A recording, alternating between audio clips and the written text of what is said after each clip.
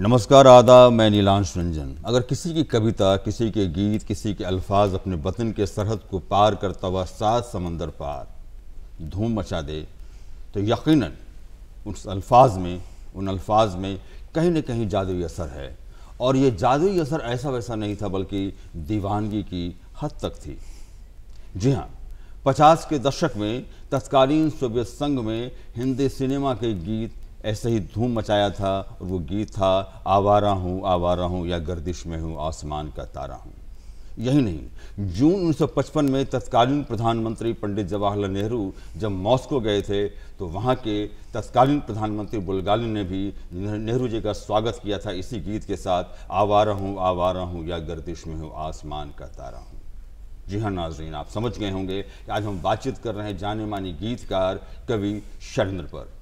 और आज इस मौके पर बहुत ही लाजमी है ये बताना कि ये 2023 जो वर्ष है, ये जन्म शताब्दी वर्ष चल रहा है शैलेंद्र का, इसलिए बहुत ही ख़ास मौका है शैलेंद्र पे गुफ्तगू करने का, बातचीत करने का। तो इस गुफ्तगू में जो हमारे जो पैनलिस्ट हैं, जो हमारे मेहमानात हैं, तो आइए पहले हम उनका परिचय करा दें। हमारी सबसे दाहिनी ओर हैं ज्योति मिश्रा जी, आप शायरा हैं, बहुत स्वागत आपका, बहुत इस्तकबाल आपका। उनकी बगल में हैं प्रेम किरण जी, आप भी जाने माने शायर हैं, और उनकी बगल में हैं संजय कुमार कुंदन जी, आप भी जाने माने शायर हैं। तो बहुत बहुत इस्तकबाल, बहुत बहुत स्वागत आप सबका। संजय कुमार कुंदन जी, जैसा कि मैंने ये कहा कि वो एक गीतकार के साथ कवि भी थे, और बहुत कम उम्र उन्होंने, 43 वर्ष की उम्र रही, लेकिन उसमें ही उन 60 कविताएँ लिखी, 800 गीत लिखा उन्होंने, एक बहुत बड़ा नंबर है वो। लेकिन एक प्रगतिवादी सोच थी उनकी, जनवादी सोच थी। तो वो देखते हैं कि वो मानवीय संवेदना से वो हमेशा लबरेज थे, और उनकी जो कविताएं हैं वो लगता है वो संघर्ष, इनकलाब, एक रोष, एक आक्रोश दिखाई पड़ता है। तो मैं चाहूँगा, और वो भाषा भी जो थी इनकी, वो बिल्कुल कबीर के करीब की भाषा थी। लोग कहते हैं, और माधुरी के संपादक ने भी कहा था उस समय कि कबीर से मिलती जुलती भाषा है इनकी जो है। तो इस पर मैं आपकी वजाहत चाहूँगा। देखिए, कबीर, जहाँ तक शैलेंद्र को आप कहते हैं कि कबीर से मिलते जुलते थे, तो कबीर दरअसल कबीर एक व्यक्तित्व नहीं है, बल्कि एक वे ऑफ लाइफ है जी। एक दर्शन है, एक तरह का सिंबल है वो कबीर जो है। तो कबीर को अगर हम शैलेंद्र से मिलाने की कोशिश करें तो कबीर के पास क्या था? एक तो था उनका पूरा का पूरा फक्कड़पन, दूसरा था कि वो जो बातें सच होती थीं उसको सीधे कहते थे, जो सीधे उसी संदर्भ में कि भाषा की जो सादगी थी। हाँ, तो वो आप इन चीज़ों को अगर लीजिएगा शैलेंद्र में, तो पहले तो आप शैलेंद्र के कविताओं को देखिए। तो ज़्यादातर हम लोग शैलेंद्र को फिल्म के गीतों के माध्यम से जानते हैं। बिल्कुल बिल्कुल। और फिल्म के ऐसे गीत जो कि अमर हुए, अमर ही नहीं हुए, बल्कि वो एक आफाकी, एक क्या कहें, वैश्विक चरित्र उनका था कि उनके गीत रूस में भी सुने जाते थे। और सोल्जेनिसिन में ने भी जिक्र किया कैंसर वार्ड में कि कैसे कैंसर का मरीज का इलाज हो रहा था, और एक नर्स ने वही उन्हीं का गाना गाया था, वो आवारा हूँ।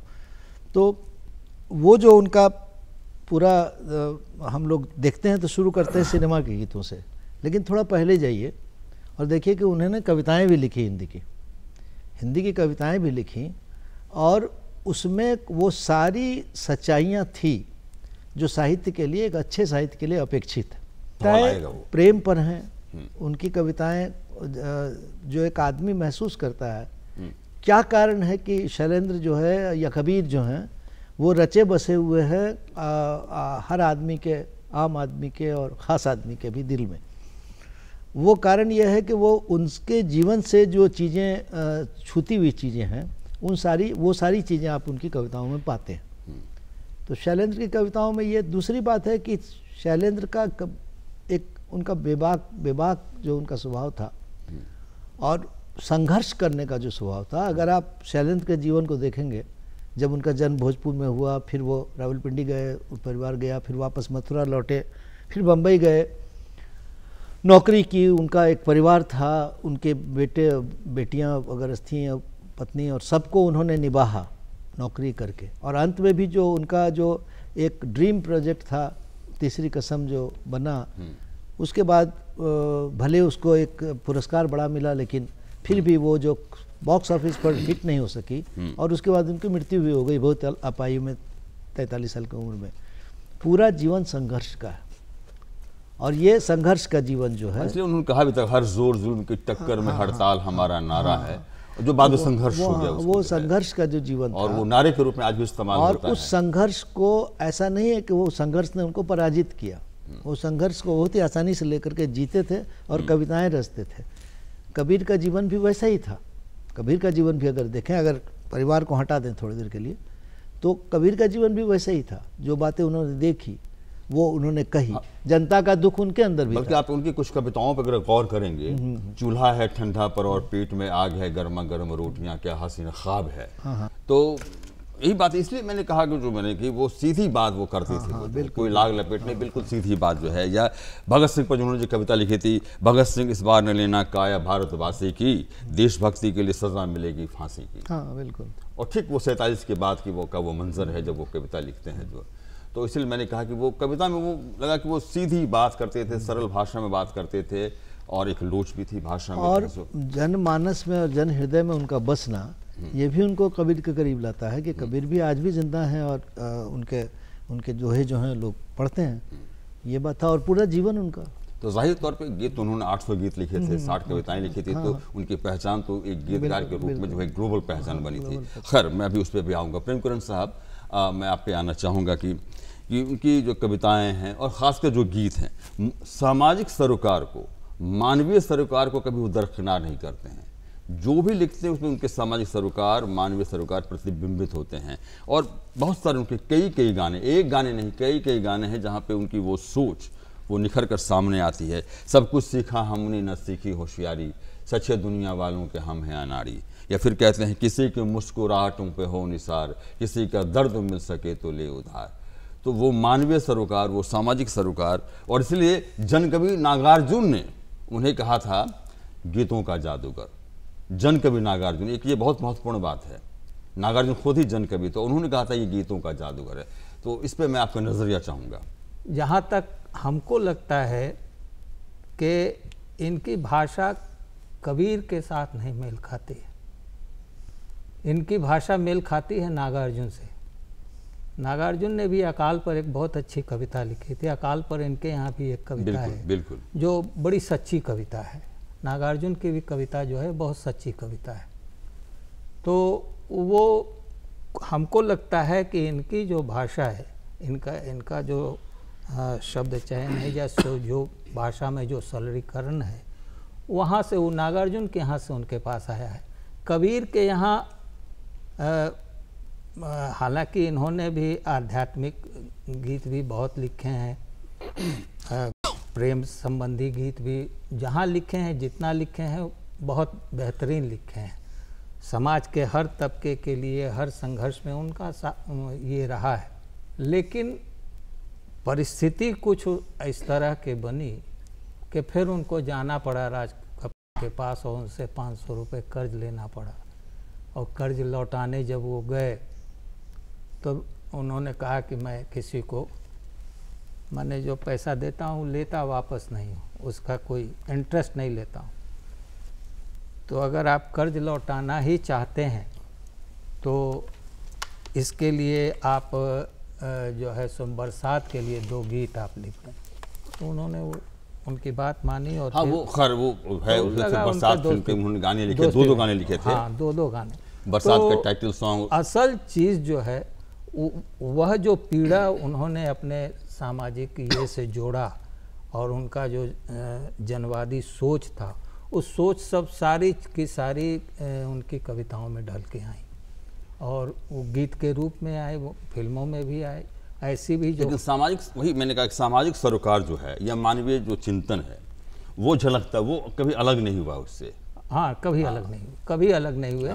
और वो जो है सो कबीर से हम उनकी तुलना नागार्जुन से करना चाहेंगे। बिल्कुल हो सकता है। नागार्जुन माधुरी में उनके बहुत करीब कविताओं के माध्यम से भी नागार्जुन की कविताओं को देख लीजिए, जो सरलता सहजता उनमें है, वही शैलेंद्र में भी है। हम पर जो बीतेगा वही तो हम लिखेंगे। बिल्कुल बिल्कुल।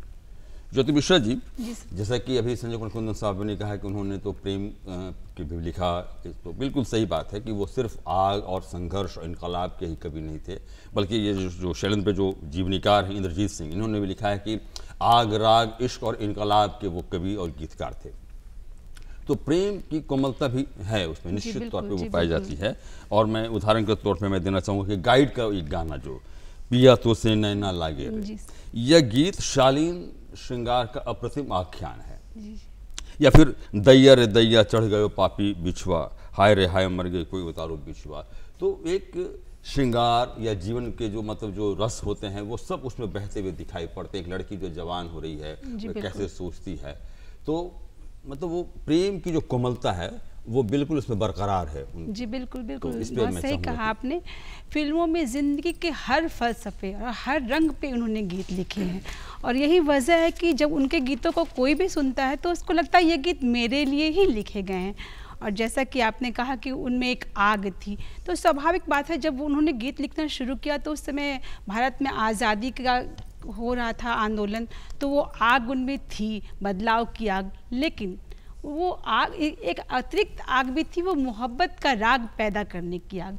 वो एक शुरू के में पेशे में एक वेल्डर थे और चिंगारियों से खेलते थे। वेल्डर थे जी, रेलवे में। लेकिन चिंगारियों से खेलना वाला शख्स वहाँ पे कविता लिख रहा है, तो एक आग है अंदर, उसके अंदर जज्बा है साहित्य के प्रति और मोहब्बत है उसमें। इसलिए उन्होंने लिखा था तू प्यार का सागर है, तेरी एक बूंद के प्यासे हम।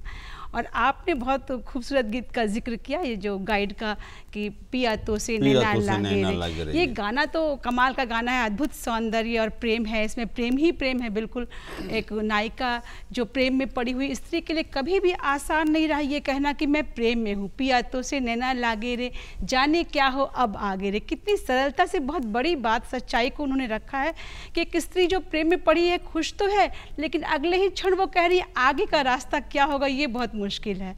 और रात को जब चांद चमके जल उठे तन मेरा, मैं कहूँ मत करना चंदा इस गली का फेरा, चमकना तब मिलेंगे तन मन, मिलेंगे तन मन। इस तरह का जो उन्होंने श्रृंगार और प्रेम जो है, और इस गाने का रेंज देखिए आप बहुत ज़्यादा है। इस गाने में भोर से लेके रात है नायिका की, आप इसमें प्रेम है, इकरार है, इजहार है, कबूलनामा के साथ डर भी है, द्वंद्व है। इस पूरे गाने में सब पर होली है, आई होली आई। एक और जो गाना है तोड़ के बंधन बांध, जी कांटों से खींच के आंचल, आज फिर जीने की तमन्ना है, आज फिर मरने का। और मुझे लगता है कि जब राजेंद्र यादव और कुछ साहित्यकारों ने जो स्त्री विमर्श की बात की थी, शैलेंद्र उस वक्त से ही स्त्री विमर्श की बात इस गाने के जरिए जो मैं समझ पाया। हाँ, एक औरत जो उस गाइड पिक्चर में अपनी शादी से नाखुश है, मतलब उसके सब पैसे हैं, पति है, सब कुछ है, लेकिन प्रेम नहीं है, तो वहाँ शैलेंद्र ने खुलापन दिया औरत को। आज फिर जीने की तमन्ना है और मरने का इरादा है। आज फिर जीने की तमन्ना, आज फिर मरने जीने के लिए औरत को मरने का इरादा पहले सोचना होगा कि तुम मरने को भी तैयार रहो। ये तय उन्होंने लिखा है कि कल के अंधेरों से निकल के देखा है बाहरों को, फूलों को। कल के अंधेरों से निकल के वो औरत जो चाह रही है कि फिर कांटों से निकल के फूलों को देखा है, बाहरों को और फूलों को निखर के, तो उस चीज़ को उन्होंने खुलापन दिया कि कोई न रोके दिल की इस उड़ान को। उसकी स्टार्टिंग बहुत अच्छी, कांटों से खींच के ये आंचल जी, तो ये चीज़ है। तो उन्होंने वो एक औरत के अंदर के मनोभाव जी, तो बहुत नाजुक अंदाज में मोहब्बत और सौंदर्य आप उनके गीतों में देखेंगे। और एक दूसरा गाना जो आपने कहा, दैया रे दैया चढ़ गयो पापी बिछुआ, तो ये अलग जोन है। वो जहाँ बहुत शालीन और सौम्य उत्कृष्ट किस्म की भाषा शैली है उस गाने में, गाइड के इन दोनों गानों में। इस वाले गाने में थोड़ी आंचलिकता, थोड़ी छेड़छाड़, पीपल की छाँव, और गांव में जिस तरह से लोग भाषा में बात करते हैं कि पीपल की छैया बैठी थी और चढ़ गए पापी बिछुआ, वैद न काम आए, मंत्र न काम आए, इस तरह के वर्ड्स जो इस्तेमाल किए गए हैं। तो उनका जोन बहुत ही विस्तृत था और प्रेम और सौंदर्य से तो बिल्कुल रेंज था बहुत। जी बिल्कुल सही फरमाया। मैं फिर अभी आऊँगा आपके पास। संजय कुमार कुंदन साहब, जर्मनी में हिंदी विद्वान लुठा लुठसे ने भारतीय सिनेमा को 5वां वेद कहा है, भारत के सिनेमा को। ये बहुत बड़ा स्टेटमेंट है। तो ये 5वां वेद जो कहा, इसके पीछे कहीं ना कहीं जो है बहुत सारे तत्व हैं। उसमें एक तत्व है संगीत का भी, गीत का भी, कर्णप्रिय गीत का, मधुर गीत का जो है। और उस वक्त उस सिनेमा जो है, उसके सिनेमा के हिट होने का एक ये भी पैरामीटर हुआ करता था कि कितने अच्छे गीत है किसमें हैं। तो एक गीत का मैं जिक्र जो मैंने अपने इंट्रोडक्शन में कहा, मैंने आवारा हूँ। आवारा हूँ एक ऐसा गीत था जो मतलब जिसको मतलब अंतर्राष्ट्रीय ख्याति को राज कपूर को बना दिया, और राज कपूर ने खुद भी इसे कबूल किया था कि इस गीत ने मुझे अंतर्राष्ट्रीय ख्याति दिलाई, और शैलेंद्र को एक ग्लोबल गीतकार का दर्जा दिया जो है सो। एक गीत से मतलब ये बहुत ही हैरत अंगेज बात है, महज एक गीत से ग्लोबल गीतकार का दर्जा मिल जाए, जो कि हकीकत है। इसे आप कैसे देखते हैं? देखिए, सवाल एक गीत का नहीं होता है। एक कहानी से चंद्रधर शर्मा गुलेरी जो थे, उसने कहा था, वो मात्र एक कहानी है, और पूरे साहित्य में जब आप साहित्य के बारे में कहेंगे तो आप गुलेरी को छोड़ नहीं सकते, और उसने कहा था, उसने करना ही पड़ेगा। सवाल ये होता है जब वो चीज़ कंसंट्रेट हो जाती है कहीं, आवारा हूँ या गर्दिश में हूँ, आसमान का तारा हूँ, वो जो गाना है वो, या आप देखिए, अगर आप सीढ़ियों पर आपको अगर बैसाखी मिल जाती है और ऊपर चले जाते हैं आप, एक बात है। लेकिन जो आदमी संघर्ष कर रहा है लेकिन उसके अंदर मेरिट है, उसके अंदर प्रतिभा है, तो वो आवारा हूँ या आसमान का तारा हूँ। ये उत्साह भी है। हाँ। गर्दिश में हूँ, गर्दिश में आसमान का तारा हूँ। हाँ, घरवार नहीं, संसार नहीं, मुझसे किसी को प्यार नहीं, हाँ, आप मिलने का इकरार नहीं, वो सारी चीज़ें जो बेबसी है, वो सारी चीज़ें उसमें हैं। जाहिर है कि आदमी चाहे यहाँ का हो या यूरोप का हो, जब इन चीज़ों से हर आदमी गुजरता है, और जब गुजरता है उसको छूने वाली कोई बात होती है, तो वो जाहिर है उसका क्लिक करना। और ये और बात है कि पॉपुलैरिटी या लोकप्रियता इस गाने को मिली, लेकिन शैलेंद्र के बहुत सारे ऐसे गाने हैं जो कि लोगों के दिल में उतरे हुए हैं। बहुत सारी चीज़ें होती हैं, सिर्फ बिल्कुल लोगों की ज़बान पर हैं इनके गाने। सिर्फ एक चीज़ नहीं होती है, बहुत सारी चीज़ें। एक काल का भी असर होता है, काल का भी असर होता है। किसी काल में हम लोग बात करते हैं कि अब जिस वक्त आंदोलन का काल होता है, उस वक्त अगर कोई उस तरीके की कविता लिखी जाती है और वो कविता बहुत ही ज़्यादा क्लिक कर जाती है, काल का भी पीछे असर होता है। उस समय मेरा जूता है जापानी, ये पतलून इंग्लिस्तानी, सर पे लाल टोपी रूसी, फिर भी दिल है हिंदुस्तानी, धूम मचाया था गाना ने। तो शैलेंद्र हैं कि इतनी सारी चीज़ें उनके जीवन में हैं, इतनी सारी चीज़ें, इतने सारे। सबसे बड़ी बात यह है कि सारे संघर्षों के बावजूद वो अपने सिद्धांत पर अड़े रहने वाले आदमी थे बहुत जगहों पर। जबकि एक फनुशांत रेणु ने कहा था कि तीसरी कसम में अगर आप दोनों को मिलवा देते हैं तो मेरा नाम हटा दीजिएगा इसमें लेखक के तौर पर।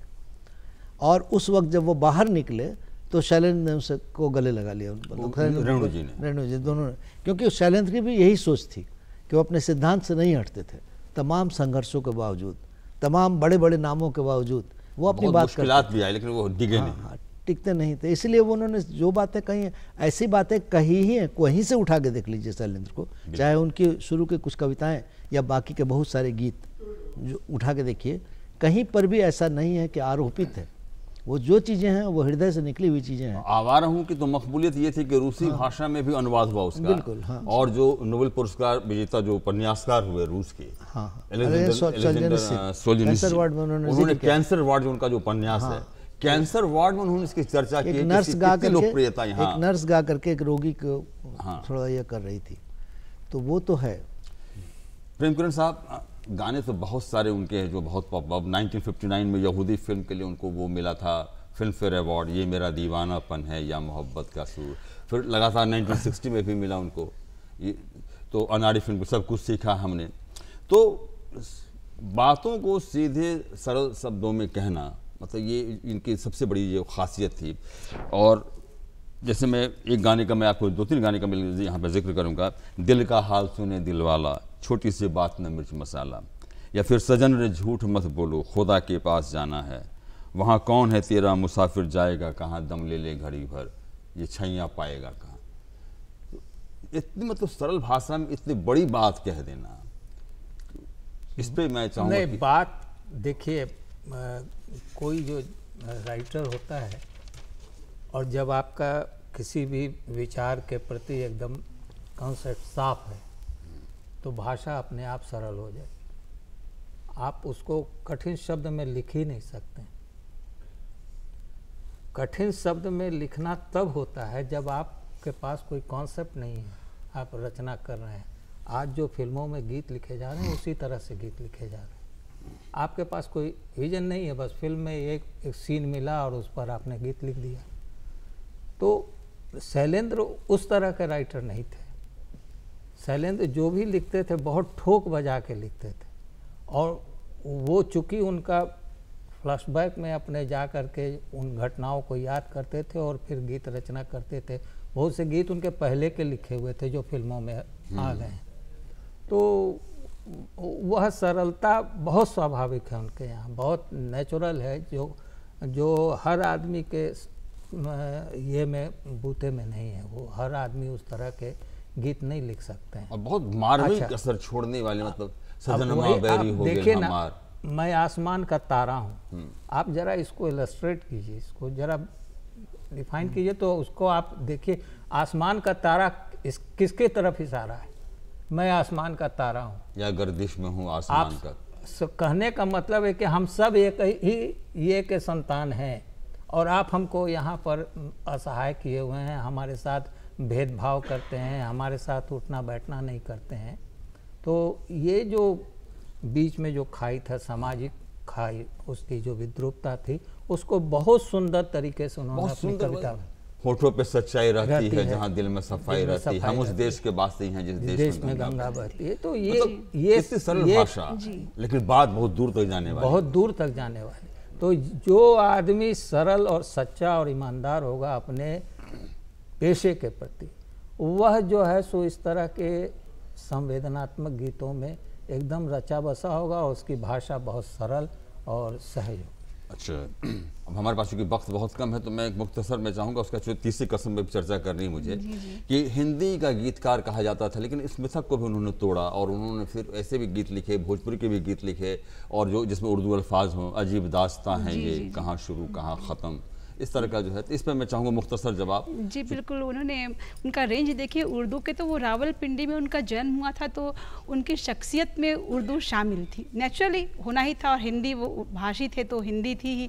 लेकिन भोजपुरी जो हमारे बिहार की भाषा है, जहाँ से उनका कोई डायरेक्ट कोई ऐसा राब्ता नहीं था, उनके जरूर पूर्वज यहाँ आरा में रह चुके थे, फिर भी उन्होंने कितने खूबसूरत गीत लिखे भोजपुरी में कि ताजुब होता है कि उस वक्त उन्होंने चलत मुसाफिर मोह लियो रे पिंजड़े वाली मुनिया, उड़ उड़ बैठी हलवैया दुकनिया, मतलब ये जो शब्द हैं, उड़ उड़ बैठी हलवैया दुकनिया, इस तरह के शब्द यहाँ ठेठ बिहारी लोग इस्तेमाल करते, या फिर आप बनारस वगैरह जौनपुर उत्तर प्रदेश के कुछ भाषा में, हाँ गीत लिखे थे, हाँ, उर्दू अल्फाज से भरे गीत भी लिखे, लेकिन कहा जाता था हिंदी गीत का। तो संजय कुमार कुंदन साहब, तीसरी कसम पे जिक्र ना हो तो फिर बात अधूरी रह जाएगी।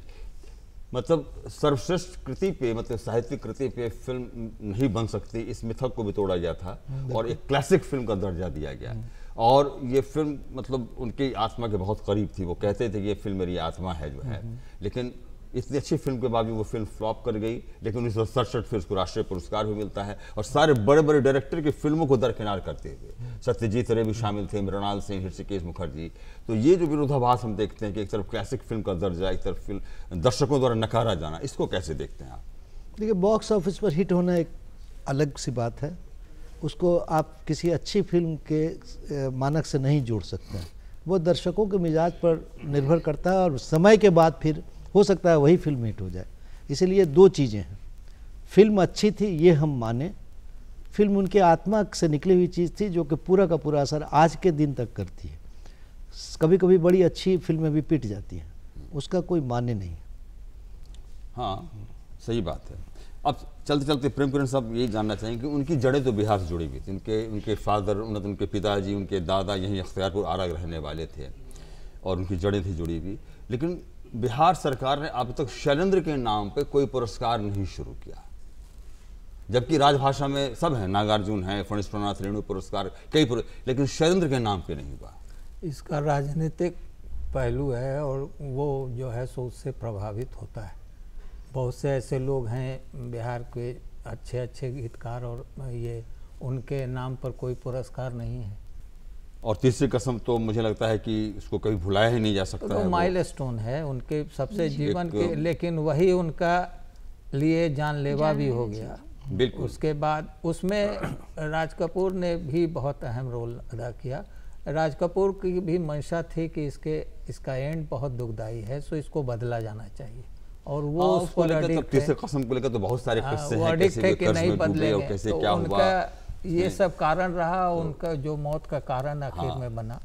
तो लेकिन तीसरी कसम एक क्लासिक फिल्म, इसको तो कभी भुलाया नहीं जा सकता है। कभी नहीं। बहरहाल ये गुफ्तगू उम्मीद है बहुत पसंद आई होगी शरद पर हमारी ये गुफ्तगू। आप सबका फिर से बहुत बहुत शुक्रिया यहाँ आने के लिए।